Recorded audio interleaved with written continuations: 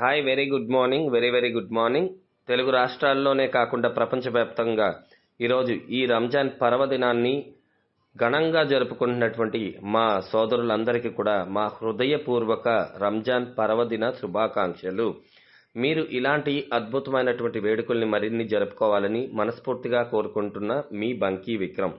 అలాగే పిల్ల పాపలతో చల్లగా నిండు నూరేళ్లు అందరూ కలిసిమెలిసి మనమంతా ముందుకు సాగాల్సిన అవసరం ఉంది. నేను ఈ మెసేజ్ని మీ అందరికీ షేర్ చేయడానికి గల కారణం ఏంటంటే, ఈ భూమి మీద భగవంతుడు అంటే మనస్సాక్షి మాత్రమేనండి. ఒకళ్ళు ఒక రకంగా, ఇంకొకళ్ళు ఇంకో రకంగా ఆరాధించడానికి గల కారణం మన పుట్టుక. మనల్ని ఎవరైతే తల్లిదండ్రులు ఒక మతం పేరు మీద మనల్ని పెంచే ప్రయత్నం చేస్తారో అక్కడ నుంచే మన యొక్క ప్రస్థానం మొదలవుతుందనేది వాస్తవం.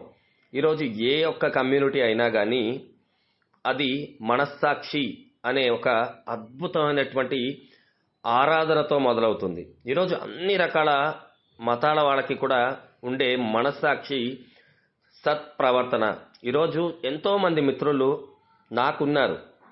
నా మిత్రులందరికీ కూడా నా హృదయపూర్వక రంజాన్ శుభాకాంక్షలు. మీరు బాగా ఇలాంటి పండుగల్ని బాగా జరుపుకోవాలి. కానీ నేను ఎందుకు ఈరోజు చెప్తున్నాను అంటే, సోషల్ మీడియా అనే ఒక పెనుభూతం ప్రపంచాన్ని వణికిస్తుంది. ఇది కరోనా కన్నా కఠోరమైనది. ఈ యొక్క సోషల్ మీడియాలో వచ్చే పోస్టులు కానీ, వచ్చే వీడియోస్ కానీ ఏది కూడా మనం గుడ్డిగా నమ్మకూడదు అనేది ఒక్కసారి ప్రతి ఒక్కరు కూడా తెలుసుకోవాల్సిన అవసరం ఉంది. ఈరోజు నేను మీకన్నా వయసులో చిన్నవాడినో పెద్దవాడినో, కానీ నిజాల్ని నిర్భయంగా నేను మాట్లాడడానికి గల కారణం ఏంటంటే, నేను దాని మీద తీసుకునేటువంటి టైం అండ్ స్టడీనేనండి. మన కళ్ళ ముందు కనిపించేదంతా నిజం మాత్రం కాదు, అలా అని చెప్పి అబద్ధం కూడా కాదు అనేది మనమందరం కూడా గ్రహించాల్సిన అవసరం ఉంది. దానికి సంబంధించినటువంటి కొన్ని వీడియోస్ని, కొన్ని రకాల వివరణల్ని మీకు షేర్ చేస్తున్నాను. ఎందుకంటే మన కళ్ళ ముందు రకరకాల పోస్టులతో మన యొక్క మనోభావాలని రెచ్చగొట్టే విధంగా చాలా మంది ప్రయత్నిస్తూ ఉంటారు. మనలో వివిధ విభేదాలను సృష్టించే విధంగా ఉంటారు. దానికి ఎగ్జాంపులే సోషల్ మీడియా. ఈ వీడియోని అయితే మీరు గమనించినట్లయితే ఒకే వీడియోలో ఇద్దరు స్త్రీలు నాట్యం చేస్తున్నట్టు కనిపిస్తున్నారు. దీన్నే అంటారు డీప్ ఫేక్ అని. ఈ డీప్ ఫేక్ వల్ల ఇక్కడ వీడియో నాట్యం చేస్తున్న వీడియో కాబట్టి ఎవరికి కూడా ఇబ్బందికరం కాదు. కానీ ఇక్కడ వారి యొక్క వస్త్రధారణలో ఏదైనా లోపాలుంటే ఒక కనిపించే స్త్రీని ఎంతమంది దోషిగా చిత్రీకరిస్తారు అనేది మనం అర్థం చేసుకోవాలి. ఇంతకుముందు చూసిన మహిళ వేరు, ఇప్పుడు నాట్యం చేస్తున్న మహిళ వేరు. అసలు ఈ నాట్యం చేసిన మహిళే వేరు, ఇక్కడ మనం చూస్తున్న ఇద్దరు మహిళలు వేరు.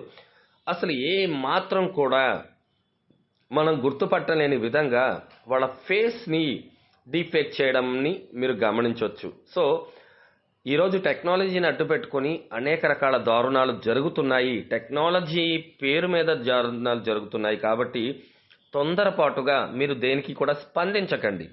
చాలామంది ఏంటంటే వాళ్ళకున్నటువంటి ఎమోషన్ని కామెంట్ రూపంలో తెలియజేస్తారు. నిజాల్ని తెలియకుండా కామెంట్ చేయకూడదు.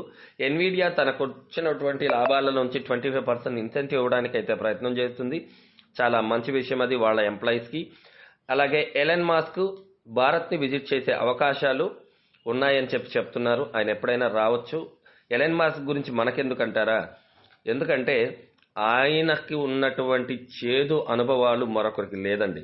ఆయన ఎన్నోసార్లు ఫెయిల్యూర్ని ఎదురు చూసి ఈరోజు సక్సెస్ అయినటువంటి వ్యక్తి. ఈరోజు ఫెయిల్యూర్ అంటే సక్సెస్కి దారి అని నిరూపించినటువంటి వ్యక్తి ఎలన్ మాస్క్. అందుకనే ఆయన గురించి మనం అప్పుడప్పుడు మాట్లాడుకోవడం తప్పే లేదు. ఈరోజు రాకెట్ని పైకి పంపించడమే కాదు, దాన్ని సేఫ్గా మళ్ళీ ల్యాండ్ చేయొచ్చు, ఎందుకు చేయకూడదు అనే అనేక మార్లు ఫెయిల్ అయ్యి ప్రపంచం దృష్టిలో నవ్వుల పాలయ్యి ఈరోజు ప్రపంచాన్ని నోరు ముపించినటువంటి ఘనత ఉన్నటువంటి ఒక వ్యక్తి ఎలన్ మాస్క్. కాబట్టి ఆయన గురించి మనం తెలుసుకోవాలి, మన పిల్లలకు తెలియచేయాలి. 8 ఇండియన్ స్టేట్స్, భారతదేశంలో ఉన్నటువంటి 8 రాష్ట్రాలు 1 ట్రిలియన్ రాష్ట్రాలుగా మారబోతాయి ఫైనాన్షియల్ ఇయర్ 2047 అని చెప్తున్నారు. 2037కే అంటే మరో 10 ఏళ్లలో కొన్ని రాష్ట్రాలు 1 ట్రిలియన్ రాష్ట్రాలుగా మారుతాయంట. ఎందుకంటే మన భారతదేశం యొక్క జీడిపి ఎంటైర్గా 4 ట్రిలియన్లు ఉంది కాబట్టి ఇది చాలా పెద్ద పెను మార్పు. ఈ మార్పులో ధనవంతులుగా మారుతారని నేను చెప్పింది మరోసారి బట్టబయలైంది అనేది మీరు గుర్తుపెట్టుకోండి. Tight clipped on electoral bonds data following the supreme court. Tight clipped అంటే నోరు తెరవలేదని చెప్పుకోవచ్చు, లేదంటే పెదవి కరవడం ఏదో మన తెలుగులో ఉంటుంది కదా. మన గవర్నర్ గారు దానికి సంబంధించినటువంటి ఇంతవరకు బయటకు వచ్చి ఆ స్కీమ్కి సంబంధించినటువంటి అన్కాన్స్టిట్యూషనల్ ఏదైతే దాన్ని చట్టపరంగా లేదో దానికి సంబంధించి ఈయన నోరు తెరవలేదని చెప్పి మీడియా అయితే చెప్తుంది. ఎలా నోరు తెరుస్తాడు? ఎందుకంటే ఈయన నోరు తెరవాలన్నా ఈయన నోరు మూయాలన్నా వెనకాల ఉన్నటువంటి రాజకీయ ఒత్తిడి అనేది కనిపిస్తుంది. ఈయన్ని తీసుకెళ్లి గవర్నర్గా కూర్చోబెట్టారు అంటే ఇప్పుడు మనకి ముర్ము మేడం ఉన్నారు. ముర్ము గారిని రాష్ట్రపతిగా చేసిన ఇలాంటి వాళ్ళని గవర్నర్లుగా కూర్చోబెట్టిన వీళ్ళ వెనకమాల నడిపించేది మాత్రం అధికారం. అంటే ప్రభుత్వాలు వీళ్ళని శాసిస్తాయి. ఈ ప్రభుత్వాలను ఎవరు శాసిస్తారు? కార్పొరేట్ శాసిస్తుంది. మళ్ళీ ఆ కార్పొరేట్ని శాసించేది మళ్ళీ కూడా అధికారమే. ఆ అధికారం మారినప్పుడల్లా కార్పొరేట్ ఎవరుంటే వాళ్ళతో సంబంధాలు పెట్టుకుంటారు. ఇది కామన్ అన్నమాట. ఈ అదిగో పులి ఇదిగో మేక అనే విధంగా ఈ రాజకీయం ఉంటుంది, అది ఏ దేశంలో అయినా. కాబట్టి రాజకీయం జోలికి వెళ్ళకపోవడమే ఉత్తమం. పూణేకి సంబంధించిన గ్లోవాట్రిక్స్ ఏదో ఉందో దాని పేరు, తెలుగులో ప్రొనౌన్సియేషన్స్ కుదరట్లేదు. ఆ కుర్రాడు మనం హాయ్ అని పెడితే దాన్ని భాషగా మారుస్తుంది. ఏ లాంగ్వేజ్ కావాలంటే ఆ లాంగ్వేజ్లోకి స్పీచ్గా కన్వర్ట్ చేసే టెక్నాలజీని ఆర్టిఫిషియల్ ఇంటెలిజెన్స్ ద్వారా తీసుకురావడం అనేది చాలా గొప్ప విషయం. ఎందుకంటే ఇది మన దాంట్లో ఉంది. ఈ టెక్నాలజీ మన ఓమెయిల్లో ఉంది, మన ఓ కనెక్ట్లో ఉంది. సో ఇది కూడా చిన్న స్టార్టప్ కంపెనీ. కుర్రాడు పూణేకి సంబంధించిన కుర్రవాడు ఆ టెక్నాలజీ ద్వారా తన ఒక కృషి ఫలించింది. అసలు టెక్ టీంలో ఇలాంటి వాళ్ళు ఉంటే యాష్ ముఫారే గారికి చాలా బలం ఉంటుంది. కాకపోతే వీళ్ళు ఓన్ ఐడియాస్ మీద కష్టపడేవాళ్ళు కాబట్టి వాళ్ళ ఓన్గా వాళ్ళు వేరే వాళ్ళకి అమ్ముడుపోతారు. వీళ్ళకి స్టార్టప్ కంపెనీస్ మరి పెట్టుబడులు కావాలి కాబట్టి ఐడియా వీళ్ళదైనప్పటికీ కూడా ఆ ఐడియాలో ఉన్న గొప్పతనాన్ని బట్టి ఏంజల్ బ్రోకర్స్, వెంచర్ క్యాపిటలిస్టులు వీళ్ళల్లో షేర్స్ కొనేసుకొని వీళ్ళని డెవలప్ చేస్తారు, వీళ్ళ ఐడియాని డెవలప్ చేస్తారు, వాళ్ళు సంపాదిస్తారు. వీళ్ళకి కూడా ఎంతో కొంత ఉంటుంది. దాని ద్వారా సొసైటీకి కానీ మిగతా వాళ్ళకి డబ్బులు రాదు అనేది మీరు గ్రహించాలి. అన్పాసు అలా కాదు.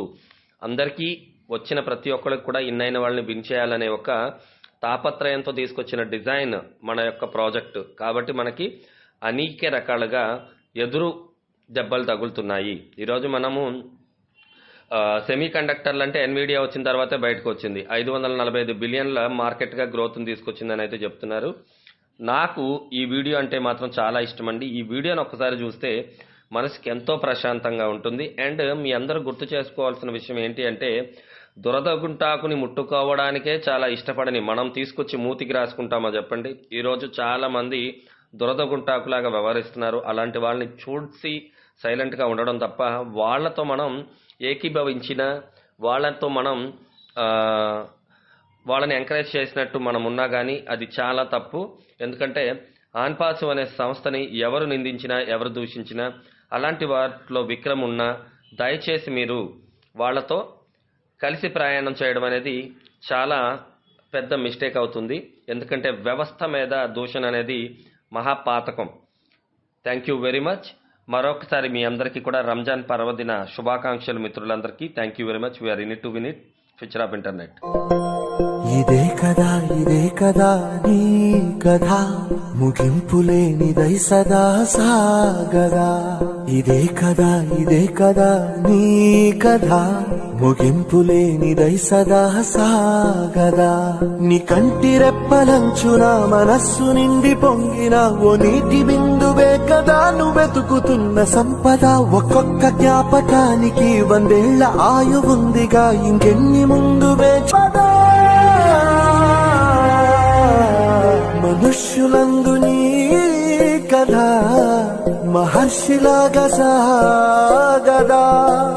మనుష్యులందు నీ కథ మహర్షిలాగా సాగదా.